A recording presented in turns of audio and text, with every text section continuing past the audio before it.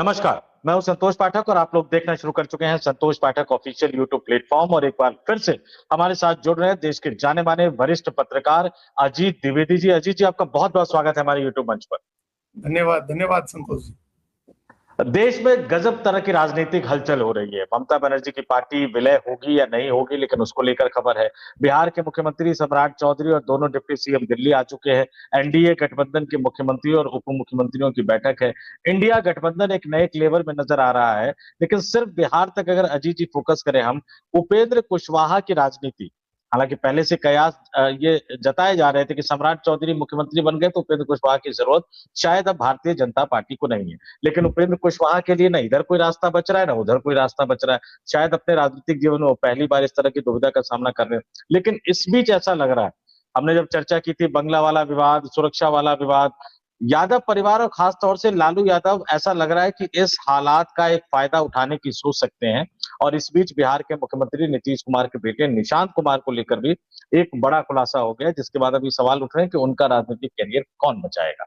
इन तमाम सवालों के लिए अजीत जी को हमने जोड़ा है और एक एक करके हम उनके एक्सपर्ट ओपिनियन इस पे जानने की कोशिश करेंगे। अजीत जी, सबसे पहला सवाल तो यही बनता है, क्योंकि आज की घटना है तो उससे जिक्र करते हैं। लालू यादव का एक वीडियो और इसने बिहार की राजनीति में एक नया सवाल खड़ा कर दिया। अब ममता बनर्जी जिस तरह के आरोप लगा रही है, अभिषेक बनर्जी जिस तरह के बारे में कह रहे हैं, कम से कम बिहार में तो कोई सोच नहीं सकता है कि भैया कोई लालू यादव के साथ बदतमीजी कर दे या तेजस्वी यादव के साथ बदतमीजी कर दे। लेकिन बिना सुरक्षा के पटना की सड़कों पर निकलकर क्या लालू यादव एक बहुत बड़ी राजनीति खेलने की कोशिश कर रहे हैं? इसको क्या बड़ा राजनीतिक दांव माना जा सकता है? बिल्कुल संतोष जी, और हम लोग जिस दिन चर्चा कर रहे थे बंगले के विवाद को और सिक्योरिटी के मामले को, उसके बाद सिक्योरिटी का जो मामला आया उसमें तब भी हम लोग ये मान रहे थे कि ये एक सहानुभूति का बड़ा फैक्टर क्रिएट करेगा आरजेडी के फेवर में, और ये अल्टीमेटली आरजेडी के वोट को कंसोलिडेट करेगा। अगर राजनीति के लिहाज से देखें तो मान लीजिए कि अभी चुनाव हम लोगों ने देखा कितनी कम सीटें आई हैं, आरजेडी को 25 सीट है। आरजेडी आइसोलेट होती दिख रही थी, कांग्रेस के साथ उसके रिश्ते बिगड़ गए थे, कांग्रेस पार्टी सीधे बात करने को तैयार नहीं हो रही थी। हारने के बाद कांग्रेस के साथ कोई, दोनों पार्टियों का आपस में कोई आपसी बातचीत नहीं और कोई उसकी समीक्षा नहीं हुई। लेफ्ट के साथ भी कोई ऐसा नहीं दिखा, तो पार्टी आइसोलेट होती हुई दिख रही थी। और अल्टीमेट हम लोग देखते कि अगर थोड़े समय तक, और देखिए जिस जाति को या जिस समुदाय को सत्ता में रहने की आदत लगती है वो बड़े समय, बहुत लंबे समय तक सत्ता का इंतजार नहीं कर सकता, उसको जल्दी से सत्ता चाहिए होती है। तो यादव समाज को भी लग रहा होगा कि अब अगर लालू यादव का परिवार या आरजेडी सत्ता नहीं दिला पा रही तो हम लोग दूसरी तरफ देखें। अब वो संभावना समाप्त हो गई है। जब से ये बंगले वाली पॉलिटिक्स हुई है और ये सिक्योरिटी वाला मामला आया है, वो संभावना खत्म हो गई है। यादव समाज जो है ज्यादा मजबूती के साथ लालू यादव के साथ, आरजेडी के साथ एकजुट हुआ है। और जब यादव एकजुट रहेगा तो हमने पहले भी आपके साथ प्रोग्राम में कहा था कि मुसलमान भी एकजुट रहेगा, वो भी कहीं नहीं जाएगा। तो इस एक घटनाक्रम ने 32% वोट को नए सिरे से कंसोलिडेट कर दिया है आरजेडी के फेवर में।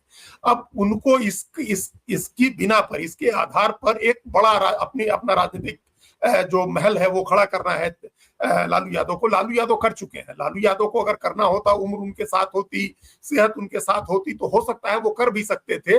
लेकिन अब ये जिम्मेदारी पूरी तरह से तेजस्वी यादव के ऊपर है कि वो अपने इस मुस्लिम यादव के साथ कौन सा और फैक्टर जोड़ते हैं, कौन सी और चीज जोड़ते हैं जो एक्स फैक्टर की तरह हो और उनको चुनाव में फायदा दिला दे।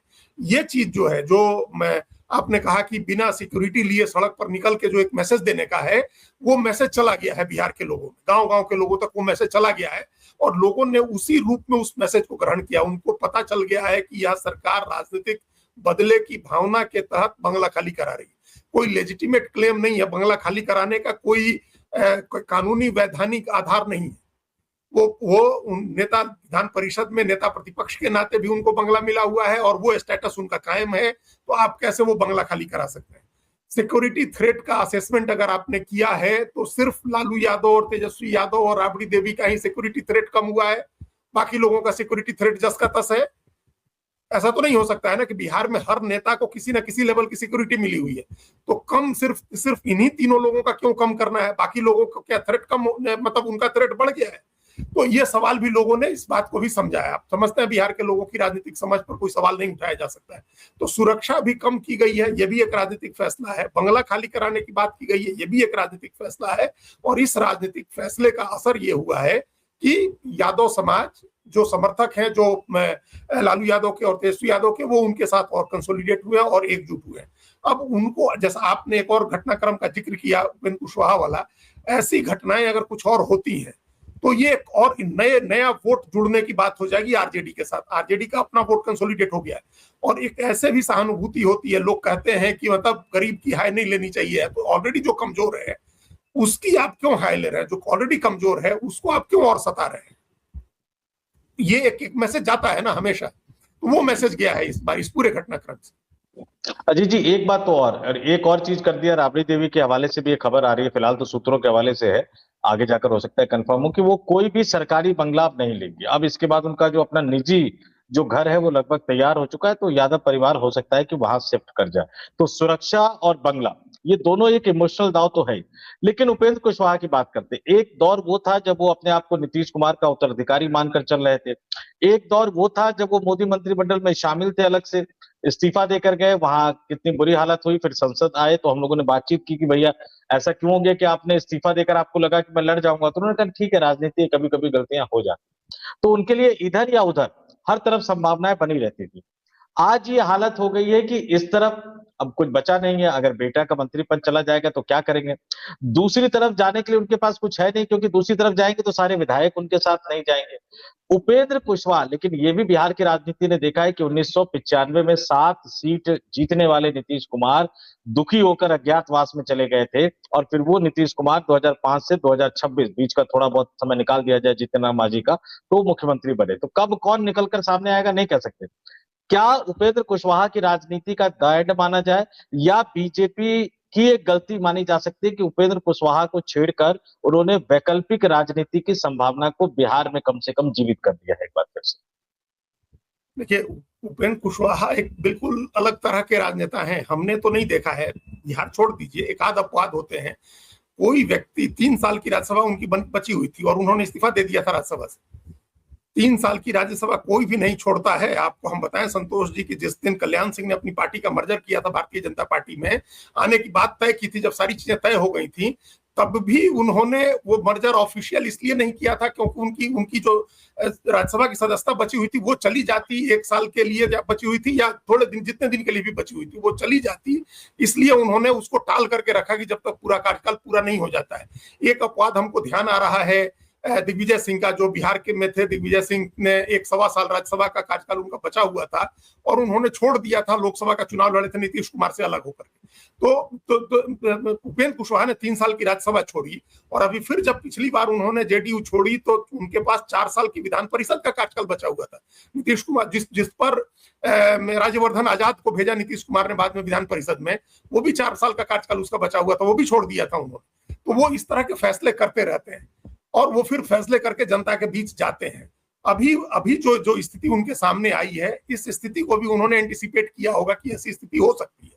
देखिए, जिस अनुपात में उनकी पार्टी को एनडीए में जगह मिली थी, वो अनुपात जीतन राम मांझी के बराबर वाला अनुपात है। तो उसमें एक फैसला, जो जीतन राम मांझी को जितना मिला है उतना उपेंद्र कुशवाहा को मिलेगा, ये एक धारणा थी। जीतन राम मांझी को क्या मिला? 6 विधानसभा सीटें, 1 लोकसभा की सीट और 1 एमएलसी की सीट। उपेंद्र कुशवाहा को भी एक लोकसभा की सीट मिली और 6 विधानसभा की सीटें मिली। वो लोकसभा चुनाव हार गए।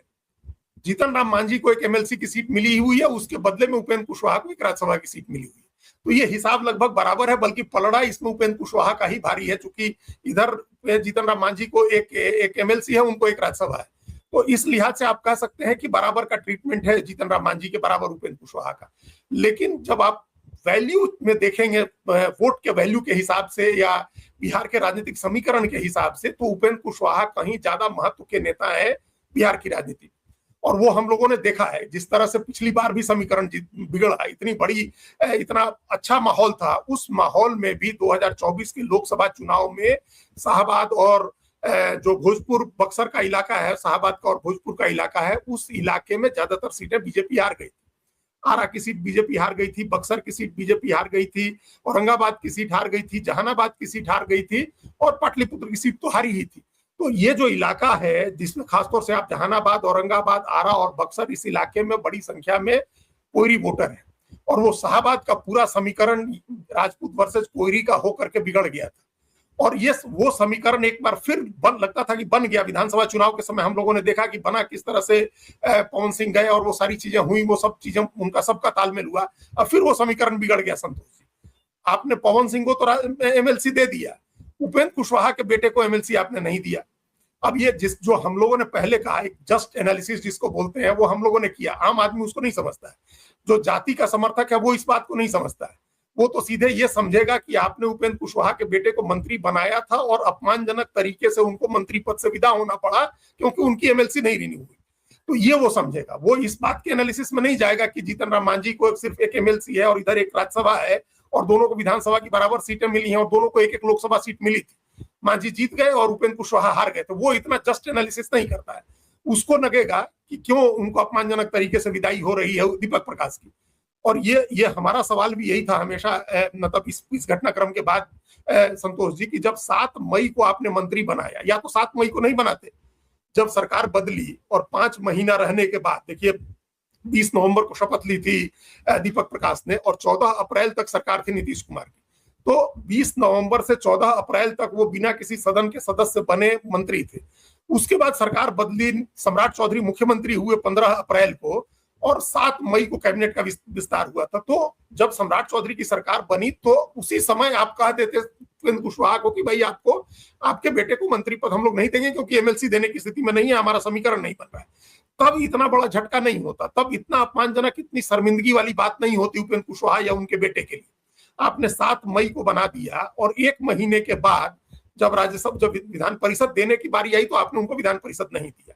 तो ये जो मर्जर वाली बात आ रही है संतोष जी की, कहा गया था कि आप अपनी पार्टी को मर्ज करिए बीजेपी में, या दूसरा प्रस्ताव ये था कि आप अगर पार्टी मर्ज नहीं कर सकते हैं तो दीपक प्रकाश को बीजेपी के टिकट से एमएलसी में विधान परिषद में भेज दीजिए, और उपेंद्र कुशवाहा इसके लिए तैयार नहीं हुए। तो ये सवाल एराइज नहीं होता अगर आपने 7 मई को उनकी शपथ नहीं कराई होती।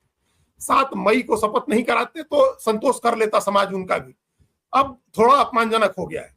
और अब यहाँ ये देखिए, जो अभी भी उपेंद्र कुशवाहा शाहबाद के इलाके में, भोजपुर मगध के इलाके में समीकरण को प्रभावित करने की स्थिति में है।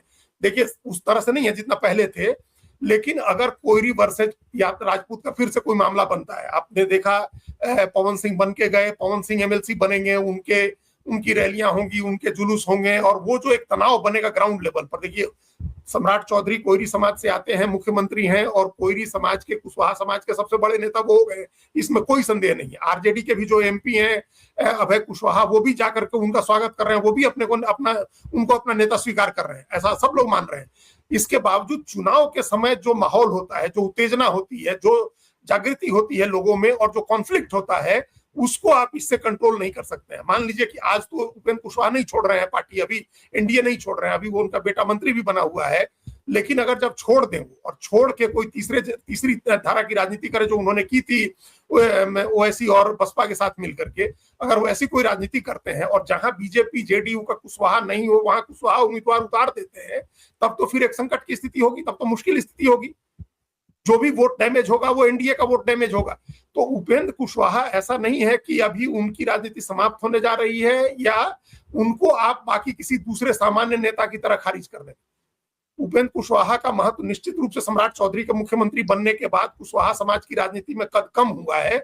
इसके बावजूद डैमेज करने की स्थिति उनकी जरूर है। हो सकता है साथ में मिलकर जिताने में कितने सक्षम हो, लेकिन अलग होकर के या साथ रह के भी डैमेज करने की उनकी स्थिति है, और वो कभी भी कर सकते हैं।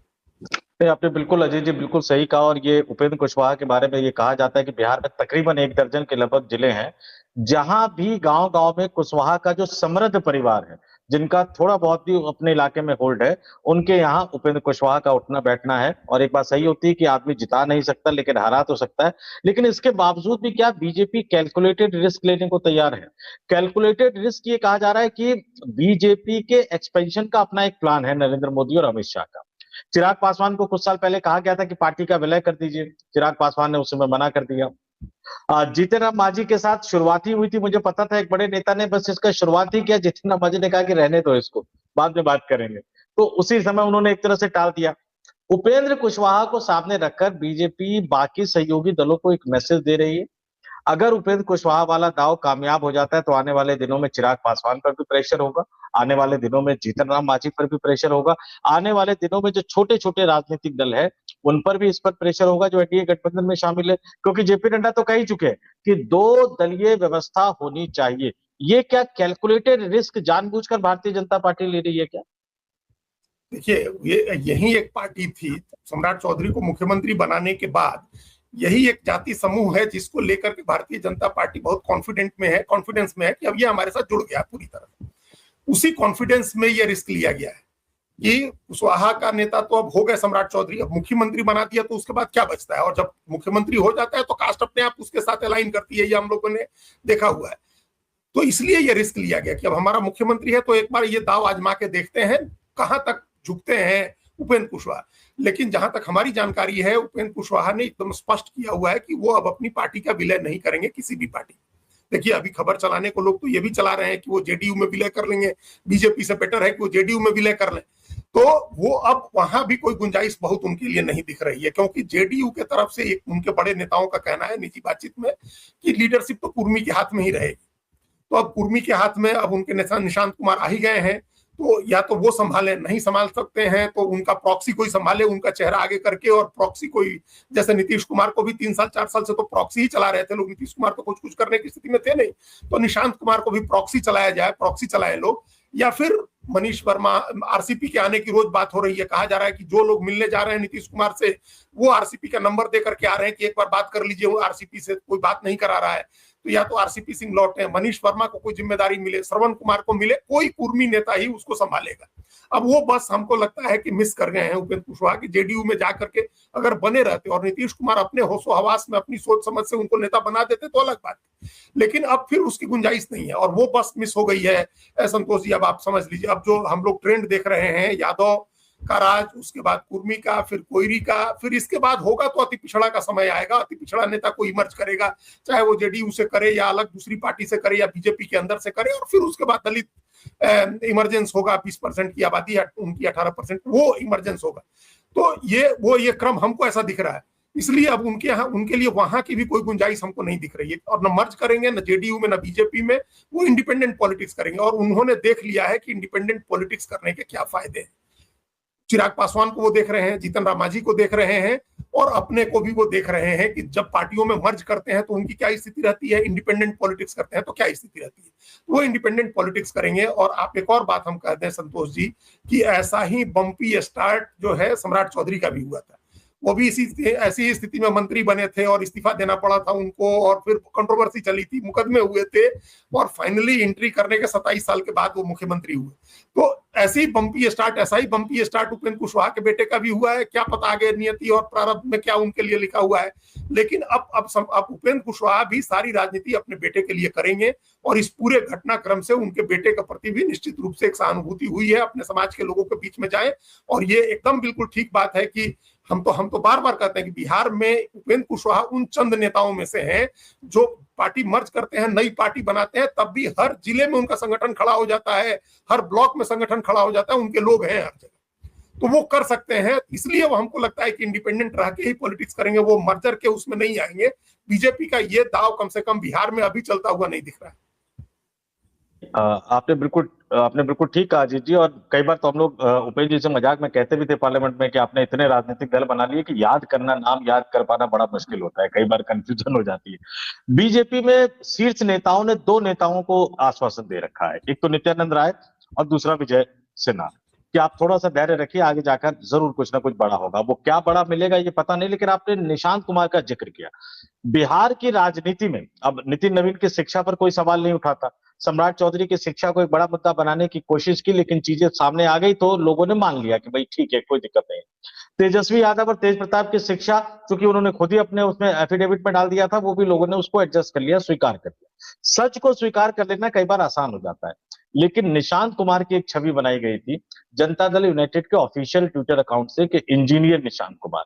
नीरज कुमार जो जेडीयू के प्रवक्ता है और मुख्य प्रवक्ता है और बड़े करीबी रहे नीतीश कुमार के, वो बार बार कहते हैं कि भैया तेजस्वी मुकाबला करेगा क्या, एक तरफ तेजस्वी है और दूसरी तरफ हमारे इंजीनियर निशांत कुमार है, नीतीश की विरासत को यही संभालेंगे। लेकिन जैसे ही एमएलसी वाला मामला सामने आया, पता लगा वो भी 12वीं है, इंजीनियरिंग की पढ़ाई पूरी नहीं हुई, तो इंजीनियर अब निशांत कुमार नहीं है, ये बात सामने हो गई। ये जो झूठ बोला गया, या इस झूठ के जरिए जो राजनीतिक माइलेज हासिल करने की एक तरह से कोशिश की हुई, क्योंकि सच नीतीश कुमार को भी पता था, सच निशांत कुमार को भी पता था। क्या ये आने वाले दिनों में अब भारी पड़ेगा? क्या निशांत कुमार के करियर पर इसका असर पड़ेगा आने वाले दिनों में? जी जी। देखिए, आपने जितने सब लोगों के नाम लिए, झारखंड में भी कई नेताओं के नाम हम लोग जोड़ सकते हैं। जो लोग पढ़ाई करने गए, उन दिनों क्या होता था कि जो बीआईटी मेसरा है उसमें कोटा होता था, उस तमाम नेताओं के बच्चों के एडमिशन उस कोटा से करा दिया जाता था और कोई पढ़ता नहीं था, कोई डिग्री लेकर के नहीं निकलता था।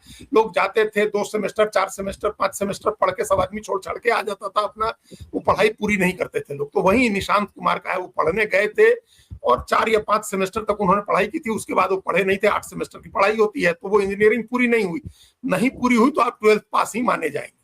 तो ये एक शर्मिंदगी है, थोड़ी शर्मिंदगी की बात है, एम्बैरेसिंग बात है कि आप झूठ बोल रहे थे कि इंजीनियर है। हालांकि वो झूठ भी दूसरे प्रवक्ता लोग बोलते हैं, तो आपको पता है प्रवक्ता दे झाड़ के अगले दिन कुछ दूसरी बात करने लगता है। वो अगर प्रवक्ता शर्म करने लगे तो फिर कहां से काम चलेगा? उसको तो रोज 100 बातें कहेगा, जिसमें 80-90 झूठ बोलना होता है उसको। तो वो कितने प्रवक्ताओं की बातों का आप उनकी जबान नहीं पकड़ सकते। और बिहार में चूंकि हर व्यक्ति उसी तरह का है, हर बड़ा नेता उसी तरह का है, तो वो ज्यादा नुकसान नहीं होगा कि ये एक नुकसान हो गया। और वैसे भी संतोष जी, हमारे यहाँ तो क्या था कि एक सज्जन ने कहा कि हम लॉ पढ़ेंगे। उन्होंने कहा खाली कि लॉ पढ़ेंगे, फिर वो वकील साहब कहे जाने लगे और फिर वो जीवन भर वकील साहब का लाए। उनका परिवार, उनके बच्चे, उनकी पत्नी सब कहते थे कि हम वकील साहब के बेटा है। वो एडमिशन नहीं लिया था उन्होंने कहा था कि हम वकालत पढ़ेंगे, तो इसलिए वकील साहब कहे जाने लगे। तो अब इन्होंने तो इंजीनियरिंग में एडमिशन लिया था और 4-5 सेमेस्टर पढ़े भी थे, तो इंजीनियर साहब तो इनको कहा ही जा सकता था। ऐसे हम बहुत इंजीनियर साहब लोगों को जानते हैं जिन्होंने दाखिला लिया और पढ़ाई पूरी नहीं की, लेकिन इंजीनियर साहब कहे जाते हैं। तो ये वो स्थिति है, मतलब लाइटर नोट में हम ये बात कर रहे हैं। ये राजनीतिक नुकसान इससे नहीं होगा कोई, हमको नहीं लगता है कि कोई बड़ा राजनीतिक नुकसान होगा। नुकसान तब होता है जब कोई दूसरा इशू बनाने वाला हो। तो जो मुख्य विपक्षी पार्टी है वो इशू नहीं बना सकती है, जो सबसे बड़ी सहयोगी पार्टी है वो इशू नहीं बना सकती है, तो इशू कौन बनाएगा? प्रशांत किशोर एक बना सकते हैं, तो प्रशांत किशोर फिर इशू बनाएंगे, तेजस्वी का भी, सम्राट चौधरी का भी, निशांत का भी, फिर वो तीनों के बनाएंगे। लेकिन बाकी तीनों आपस में इशू नहीं बनाएंगे, इसलिए ये इशू नहीं होगा। आरजेडी, बीजेपी और जेडीयू नहीं बनाएगी तो इशू नहीं होगा।